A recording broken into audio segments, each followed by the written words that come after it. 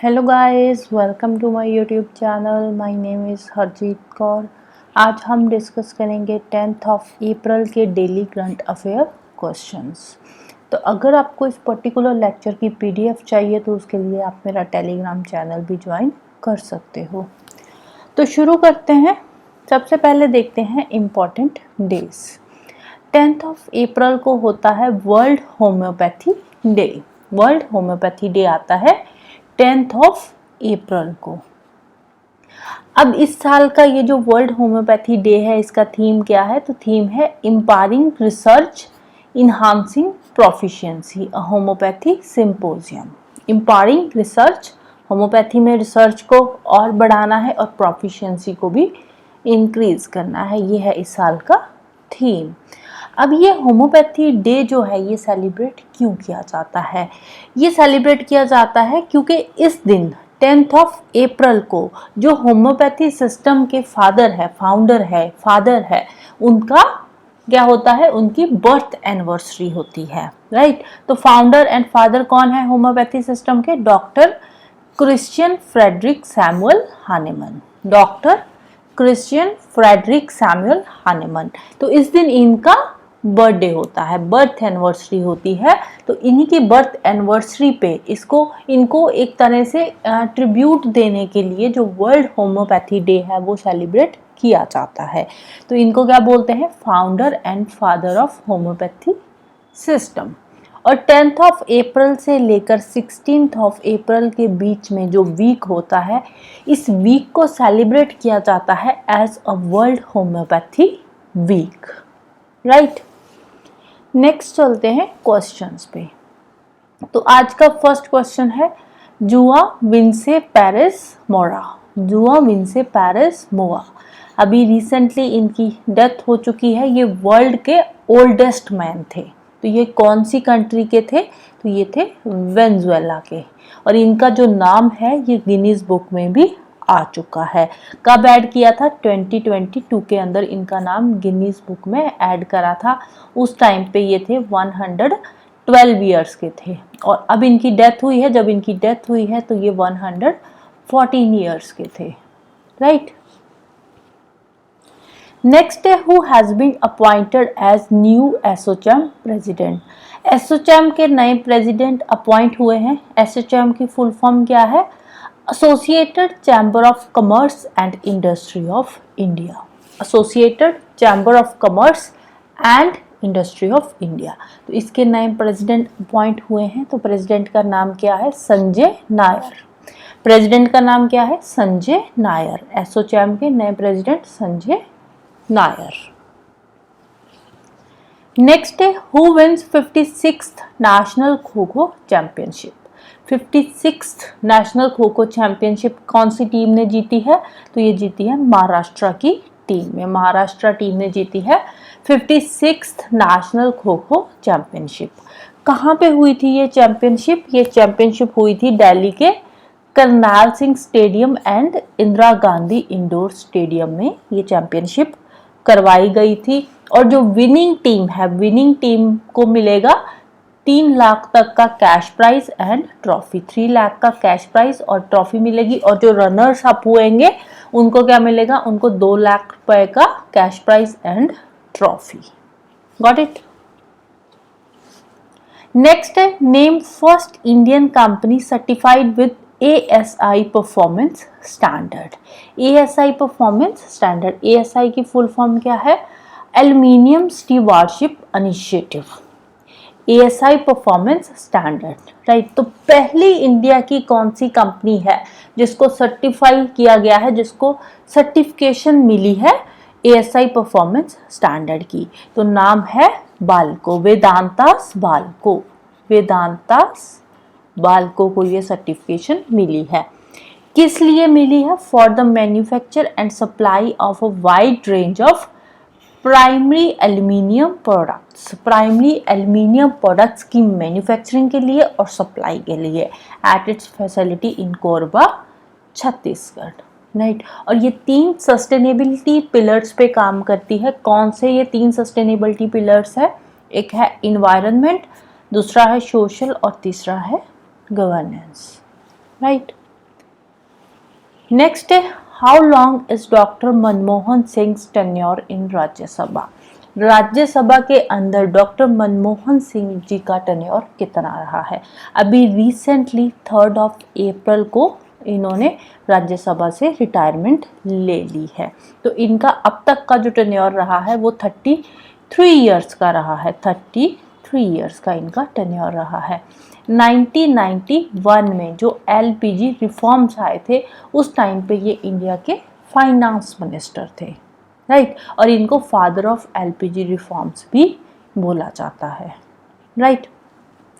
राज्यसभा की बात करें तो राज्यसभा जो होता है इसका 6 ईयर्स का टर्न्योर होता है। टर्न्योर नहीं बोलेंगे, जो टर्म होता है मेंबर का, राइट। जो मेंबर का टर्म होता है वो 6 ईयर्स का होता है।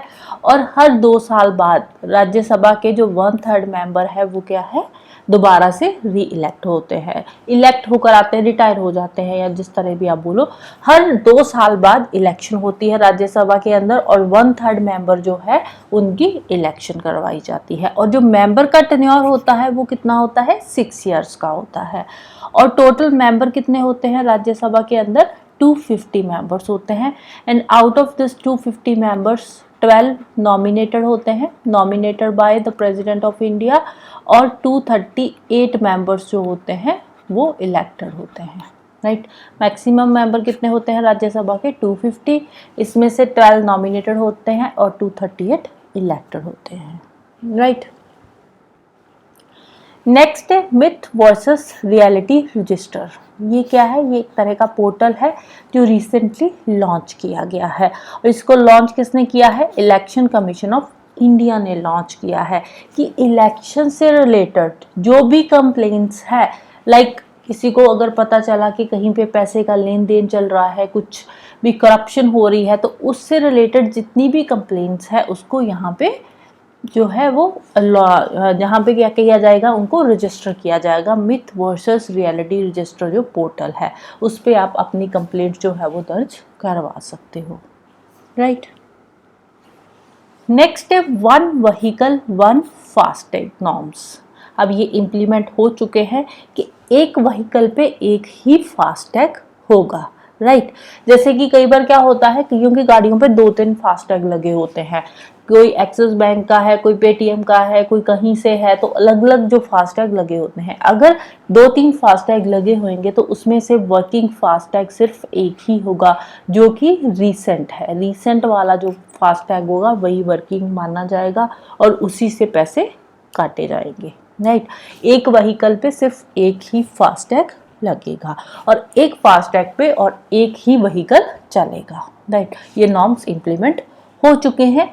और इनको किसने इंप्लीमेंट किया है, इसको इंप्लीमेंट किया है National Highway Authority of India ने। Got it.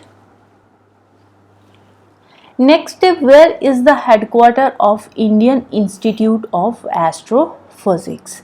Indian Institute of Astrophysics का हेडक्वार्टर कहाँ पे है, इसका हेडक्वार्टर है बेंगलुरु में। Recently Indian Institute of Astrophysics ने कोडाइकल सोलर ऑब्जर्वेटरी जो है, इसका जो है 125 ईयर्स कंप्लीट हो चुके हैं, तो उसको सेलिब्रेट किया है। कोडाइकल सोलर ऑब्जर्वेटरी ये कहाँ पे है, ये तमिलनाडु के अंदर है, तो इसकी सेलिब्रेशंस करी गई है। तो ये क्या है, कोडाइकल सोलर ऑब्जर्वेटरी। इसमें सन की स्टडी की जाती है, सन की जो रिसेंट पिक्चर्स है वो ली जाती है, हर रोज सन की पिक्चर इसमें ली जाती है। और ये जो KSO है इसको इस्टेब्लिश किया गया था 1 अप्रैल 1899 में। तो 125 साल इसको हो चुके हैं। उस टाइम पे ब्रिटिशर्स ने इसको इस्टेब्लिश किया था। तो सन की बहुत सारी पिक्चर्स यहाँ पे जो है क्लिक करी गई है कोडाइकल सोलर ऑब्जर्वेटरी में। Got it. नेक्स्ट है व्हाट इज इसियोल्ट। इसियोल्ट क्या है, इसियोल्ट एक MRI मशीन है। इसियोल्ट क्या है, MRI मशीन है जो कि ब्रेन को स्कैन करेगी। MRI क्या होता है, मैग्नेटिक रेजोनेंस इमेजिंग।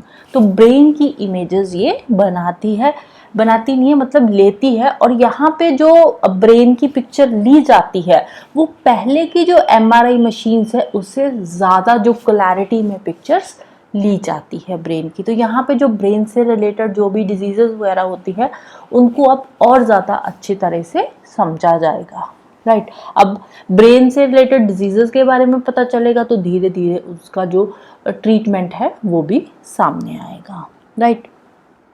तो इसमें अब देखो जो इमेजेस ली जाती है एमआरआई के थ्रू, वो मैग्नेटिक फील्ड वहाँ पे क्रिएट किया जाता है और उससे वो एक इमेज ली जाती है, उसको स्कैन किया जाता है और यहाँ पे जो मैग्नेटिक फील्ड क्रिएट किया जाएगा स्कैनर के द्वारा, राइट, तो वो ज़्यादा जो है क्लैरिटी होएगी उसकी। कितनी होएगी? 11.7 टेस्लास। टेस्ला क्या है? ये मेजरमेंट के यूनिट्स है। जो ब्रेन की जो इमेजिंग होएगी, स्कैनिंग होएगी, उसको मेजर करने के टेस्लास यूनिट्स है और इसका नाम रखा गया है जिसने इसको इन्वेंट किया था। इन्वेंट किसने किया था? निकोला टेस्ला ने। तो इन्हीं के नाम से टेस्ला यूनिट जो है वो लिए गए हैं। और यहाँ पे जो स्कैन होएगी वो कितनी होएगी? 11.7 टेस्लास की। और पहले की जो मशीन्स है हमारे पास एमआरआई की, तो वहाँ पे जो स्कैनिंग होती है वो 3 टेस्लास की ही होती है। तो उसके कंपैरेटिवली जो यहाँ पे इमेजेस ली जाएगी, जो स्कैनिंग होएगी वो ज़्यादा क्लियर होएगी पहले के कंपैरेटिवली, राइट। और ये जो एमआरआई मशीन बनाई है ये किसने बनाई है? फ्रेंच एंड जर्मन के साइंटिस्ट ने आपस में मिलकर बनाई है, पार्टनरशिप में आकर। फ्रेंच और जर्मन साइंटिस्ट जो है उन्होंने पार्टनरशिप में आकर ये मशीन तैयार करी है, राइट। नेक्स्ट है what is the projected growth of Indian economy according to World Bank. World Bank के अकॉर्डिंग इंडियन इकोनॉमी की प्रोजेक्टेड ग्रोथ कितनी होगी 2024 के अंदर? तो प्रोजेक्टेड ग्रोथ होगी 7.4% अकॉर्डिंग टू वर्ल्ड बैंक। और जो साउथ ईस्ट एशिया है, साउथ ईस्ट एशिया की 2024 में ग्रोथ होगी 6%। साउथ ईस्ट एशिया की 2024 में प्रोजेक्टेड ग्रोथ है 6% अकॉर्डिंग टू वर्ल्ड बैंक। और 2025 के अंदर साउथ ईस्ट एशिया की यहाँ पे बात हो रही है, ये साउथ ईस्ट एशिया की है, राइट। तो साउथ ईस्ट एशिया की 6.1% होगी 2025 के अंदर। रीज़न बीइंग के जो आप देखो, एक तो इंडिया की भी ग्रोथ जो है वो इम्प्रूव हो रही है। सेकेंडली जो श्रीलंका हो गया, बांग्लादेश हो गया, ये इनकी जो इकोनॉमी है वो भी धीरे धीरे रिकवर कर रही है, तो इनका ग्रोथ रेट भी बढ़ रहा है, जिसके चलते हुए जो साउथ ईस्ट एशिया रीजन है, पूरे के पूरे रीजन की जो इकोनॉमी है वो भी ग्रो करेगी, राइट। नेक्स्ट है which country recently declares national disaster over drought. अब देखो कौन सी कंट्री है जहाँ पे बहुत सारे ड्रॉट्स आए हैं, राइट। ड्रॉट्स क्यों आए हैं? एल नीनो की वजह से, क्योंकि एल नीनो फिनोमेना जो है काफ़ी प्रोमिनेंट था 2023 के अंदर। 2023 को ईयर ऑफ एल नीनो भी बोला जाता है। तो एल नीनो के चलते हुए यहाँ पे पहले ड्रॉट्स आए, ड्रॉट्स इतने ज़्यादा सवेयर हो गए कि जो कंट्री है उसने वहाँ पे नेशनल डिज़ास्टर डिक्लेयर कर दिया। तो कंट्री का नाम क्या है? कंट्री का नाम है जिम्बाब्वे। जिम्बाब्वे अफ्रीका की कंट्री है, अफ्रीका में साउथ रीजन में पड़ती है। तो एक बार लोकेशन देख लेते हैं जिम्बाब्वे की, ये रहा जिम्बाब्वे। तो जिम्बाब्वे भी की कैपिटल क्या है? हरारे। कैपिटल क्या है जिम्बाब्वे की? हरारे। हरारे कैपिटल है जिम्बाब्वे की।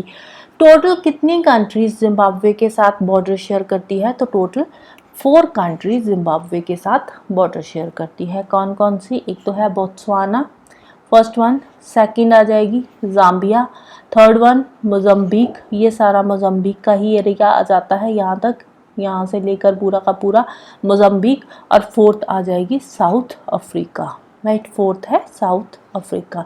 तो टोटल 4 कंट्रीज है जो जिम्बाब्वे के साथ बॉर्डर शेयर कर रही है। Got it? So this is all about today. तो जाने से पहले वीडियो को लाइक कर देना, शेयर कर देना और चैनल को सब्सक्राइब कर लेना। Thank you, bye bye and have a nice day.